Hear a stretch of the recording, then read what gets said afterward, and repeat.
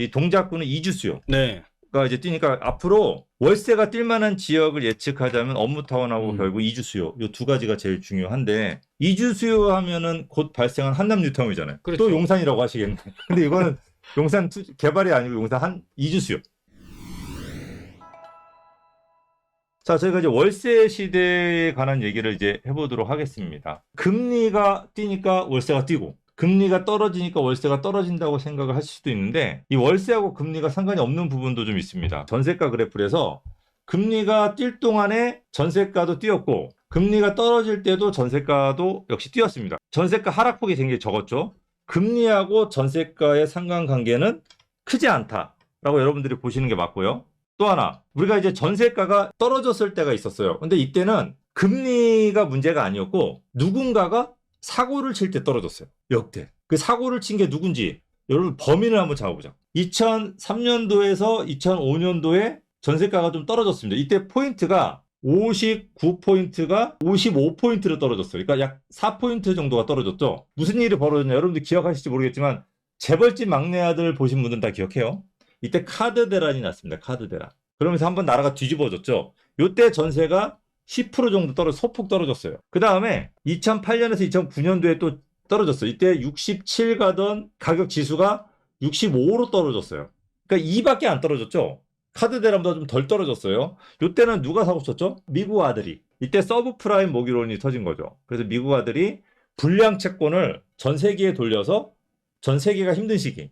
요때 그래서 한번 떨어졌었습니다. 그 다음에 2018년도에서 2020년도 사이에 전세가 또 한번 떨어졌었습니다. 이때 전세가 왜 떨어졌냐? 이때 누가 사고 쳤죠? 우리 김현미 전 장관이 사고를 쳤어요. 그래서 집을 무조건 사게끔 만든 거예요. 공급 충분하다. 그러니까 사람들이 이때는 전세가 아닌 매수로다. 그러니까 이때는 시장이 안 좋아서가 아니고 금리가 올라가서가 아니고 전세 대진 사람들이 다 매수로. 그러다 보니까 이때 96 하던 게 92까지 떨어졌어요. 그러니까 매매가가 올라가면서 전세주에서 밀어낸 거죠. 전세가 떨어진 게 아니고. 그 다음에 최근에 103 가던 전세지수가 91로 102란 포인트가 떨어졌죠. 102.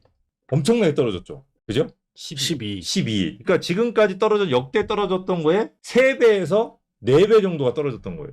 엄청나게 지금도 조금 하락지수는 조금 더 하락을 하고 있습니다. 여러분들 그 월세라고 하는 게 예전에는 금리하고 굉장히 밀접한 관계가 있었어요. 그래서 이게 지금 2010년에서 2015년까지 그래프인데 이때 2010년에서 11년 사이에 금리가 급격하게 한번 올라간 적이 있었어요. 예전에. 이때 월세도 같이 급격하게 올라갔습니다. 이렇게. 그리고 반대로 2012년에서 15년까지 금리가 계속 내려왔어요. 그럼 이때 어떻게 됐을까? 월세도 같이 똑같이 내려왔습니다. 즉 월세는 금리하고 굉장한 밀접한 상관관계가 있다라고 여러분들 보시면 월세는 금리를 따라간다 라고 보시면 되니까 지금 월세가 올라가니까 금리가 올라가니까 월세가 뛰겠네 라고 생각하는 게 이제 당연한 거죠. 그리고 이게 월세하고 전세는 서로 역관계예요. 그래서 월세는 금리를 따라가도 얘는 전세를 따라가진 않아요. 전세가 뛴다고 월세가 뛰지 않아요. 그래서 전세가 뛸 동안 우리가 2013년 15년 전세가 엄청나게 뛰었죠.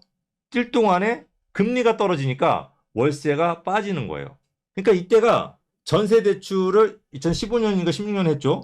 전세대출 하기 전인데도 불구하고 사람들이 비싼 월세를 안 내고 전세를 산 거죠. 왜? 금리가 싸지니까. 그러니까 월세 대신 전세를 살았기 때문에 우리가 월세를 싸게 살았다. 이렇게 여러분들이 생각을 하셔야 돼요. 그러니까 여러분들 전세를 원망하시는데 전세한테 고마워하셔야 돼요. 월세 사시는 분들. 내가 200에 살 거를 100만 원에 살고 있었던 거예요. 여러분들이. 그러니까 어떤 분들 이런 얘기 미국처럼 월세를 살아야 된다. 외국은 다 월세 살지 않냐. 네. 그러면 정말 비싼 월세 내세요. 그리고 월세 한 달만 못 내면 바로 쫓겨나잖아요. 지금 현재 월세 시장이 어떤지를 실제로 아시면은 진짜 입이 떡 벌릴 정도 깜짝 놀라실걸요. 전세 제도는 없어져야 된다라고 얘기하시는 분들이 있어요. 있죠. 이분들이 하는 비싼 월세를 살아야 된다는 얘기예요.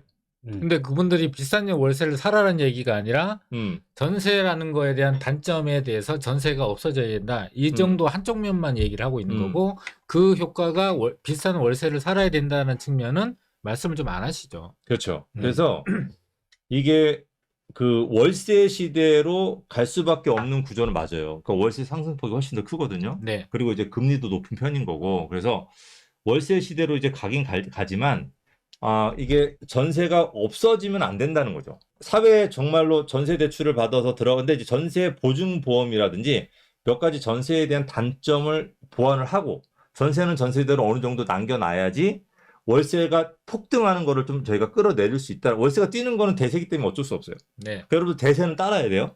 근데 월세가 뛰는 거를 그나마 붙잡고 있으려고 한다면은 전세 제도를 어느 정도 빨리 살려줘야 되고 그러려고 한다면 역전세란 요게 더 이상 터지면 안 되니까 이 DSR에 대한 부분들을 여러분들 빨리 임대인들 더 이상 힘들지 않고 선의의 가해자들이 나오지 않게 이 역전세란을 빨리 좀 DSR을 빨리 해결을 해야 된다라는 거를 정부 관계자들이 조금 알았으면 하는 마음에 저희가 이런 거를 저희가 준비를 했습니다.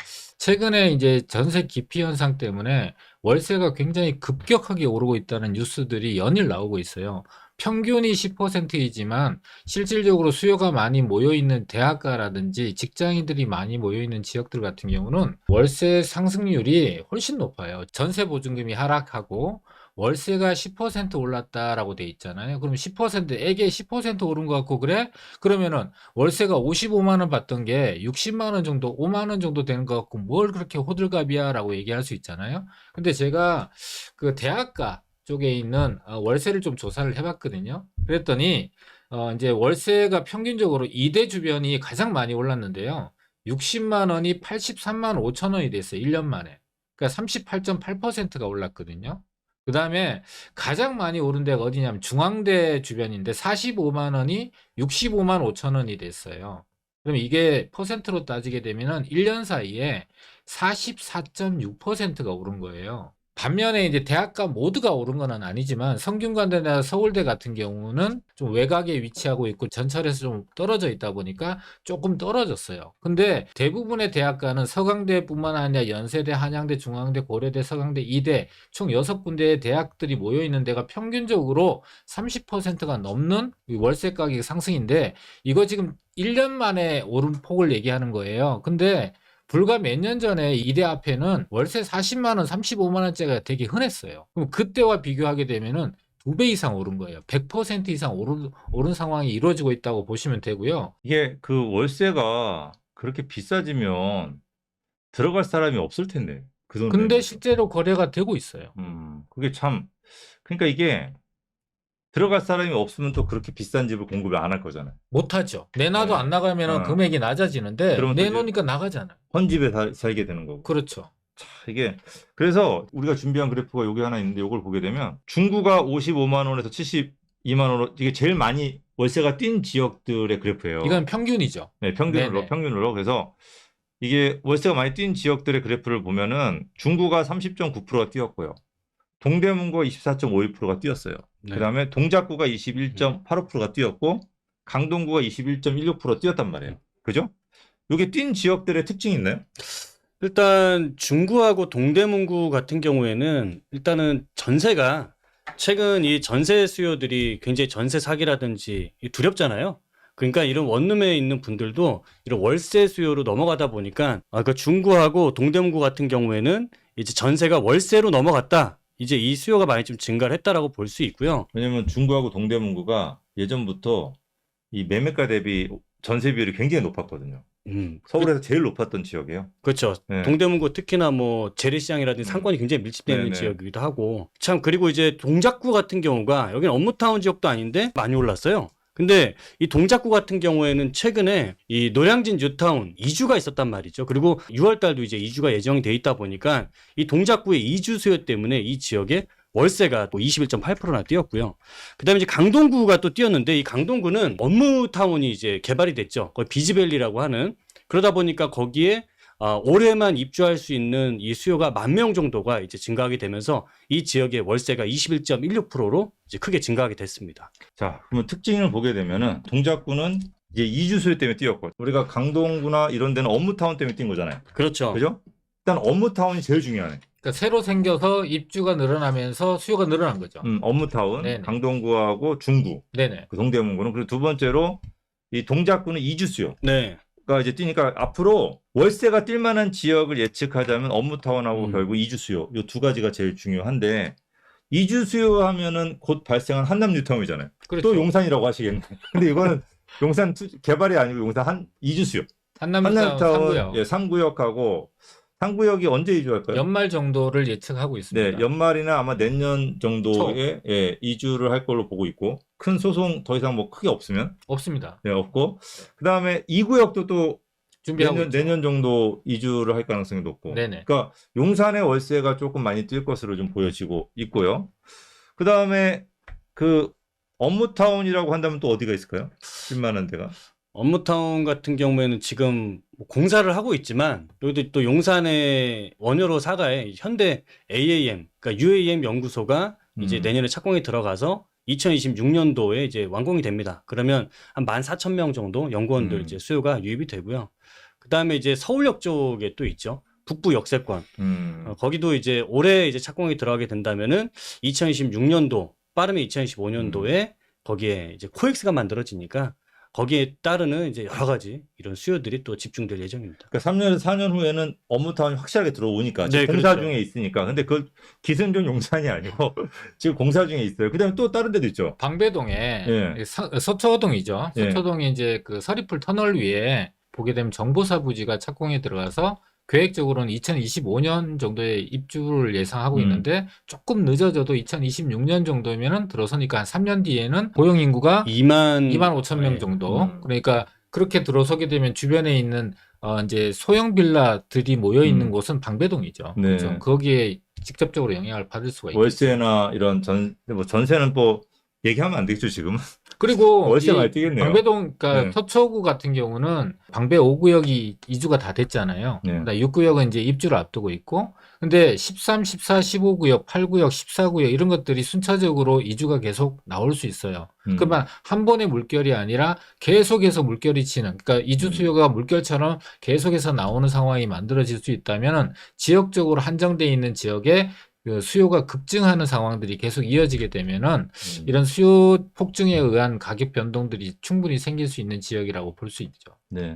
저희가 또 이거 준비한 게 업무타운은 새로 생겨서 이 월세가 뛰는 것도 좋지만 지금 현재 업무타운 숫자가 어떻게 되는지하고 집값의 상관관계를 한번 봤습니다. 왜냐면 이런 지역이 이제 앞으로 월세가 뛰고 월세가 몰릴 지역이니까. 그래서 위에서부터 이제 순서입니다.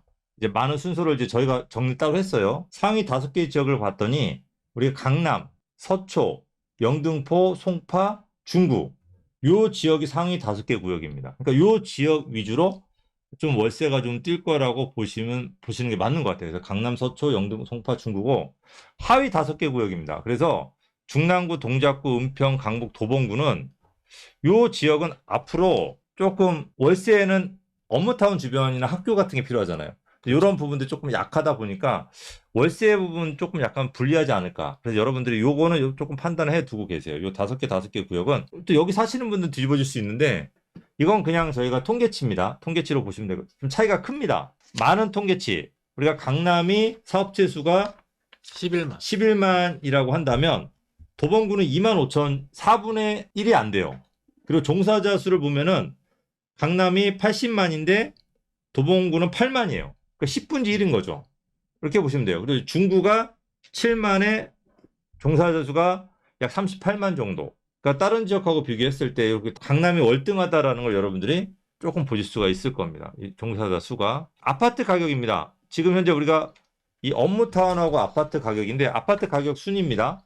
평당 가격이 강남, 서초, 용산, 송파, 성동구 1위부터 5위까지 이렇게 나와 있습니다. 그러면 요거를 잘 비교해 보시면은 아까 보셨던 사업체 현황 5개가 강남, 서초, 영등포, 송파, 중구였단 말이에요. 이 순서가. 그런데 여기서 강남, 서초, 송파가 그대로 겹쳐요.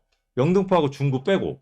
그리고 여기서 용산구하고 성동구가 들어간 이유는 뭐냐면 이 지역은 지금은 주변 환경이 조금 열악하지만 앞으로 좋아지는 지역이에요. 그리고 용산구 같은 경우는 앞으로 업무타운이 많이 들어가는 지역이고 미래 가치에 대한 게 있다 보니까 가격이 많이 비싼 거죠. 그래서 여러분들이 이 월세 시대로 이제 바뀐다고 한다면 이런 업무타운 주변 지역 이런 쪽을 조금 약간 여러분들이 주목해서 보시면 좋겠고 전세가 사라진다라고 생각하신다고 한다면 여러분들은 월세 시대를 준비를 해야 된다라고 생각하시면 맞을 것 같아요. 저희가 이제 기승전 용산이라고 하잖아요.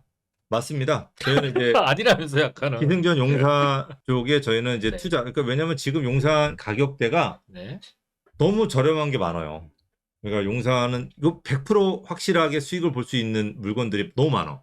그러다 보니까 저희가 지금도 꾸준하게 사주고 있습니다. 물건은 종류가 굉장히 다양합니다. 저희가 이제 아파트도 사드리고, 물론 자금이 많이 들어가요. 아파트도 좀 사드리고 있고, 관리처분 들어가는 지역도 사드리고 있고요. 그 다음에 재개발로 지정된 지역, 확실하게 100% 지정이 돼서 이게 100% 진행이 되는 지역, 물론 시간은 조금 걸려요. 그런 지역은 조금 투자금을 조금 더 저렴하게 사드리고 있고, 앞으로 재개발될 지역, 그리고 그 다음에 월세 받기 좋은 매물, 이런 것도 이제 다 같이 다방면으로 저희가 해드리니까 오셔가지고 여러분들 스스로가 들어보시고 결정할 수 있게끔 저희가 해드려요. 오셔가지고 좋은 내용을 보시고 저희가 그 내용을 가지고 저희가 책자를 제작하려고 지금 하고 있고, 그 책자가 제작되면 여러분들이 그걸 보시고 또 심사숙고해서 또 결정할 수 있으니까 책자 나올 때까지 기다렸다 하셔도 되고요. 양질의 내용, 그리고 실제로 여러분들 돈 받은 것만큼 아깝지 않게끔 저희가 준비를 해서 해드리니까 여러분들 꼭 참석해 주셔가지고 궁금하신 분들만, 이제 오시는 분들은 먼 미래를 놓고 투자를 생각하시는 분들은 오실 필요는 없을 것 같아요. 왜냐면 유료세면 돈이 아깝잖아요. 현금으로 2억 이상 있으신 분들, 2억 투자해서 2억 버실 분들, 그냥 이런 분들만 오세요. 3억 투자해서 3억 버실 분들은 제가 다음에 해드릴게요. 5억 투자해서 5억 버신 분들 다음에 해드려서 2억 투자해서 2억 버실 분들을 오셔가지고 어떤 게 있는지를 한번 여러분들 판단해 보시면 좋을 것 같습니다.